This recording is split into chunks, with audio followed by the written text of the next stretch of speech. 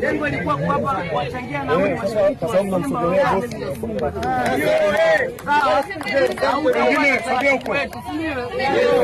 ukija hapo unakuja tu na hii hapa hii. Oya Simba. Hii hapa. Oya. Sasa umesikia?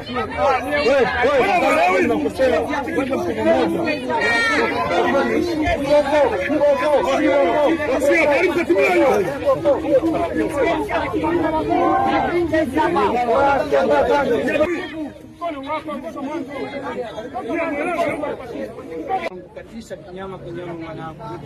Hapa sina nauli, mwanangu amepata nauli hapa. Kwanza mimi sikuamini. Leo ndo nimejiaminisha mimi mwenyewe kwa sababu mimi mawili haya. Amefanya jambo zuri sana. Kwa siku leo hapa za Jazamu. Naomba na siku zingine mfanye hivi. Hata kule uwanjani Saminyo kule. Sababu kwa nauli inakuwa tabu sana. Tunaomba hiyo.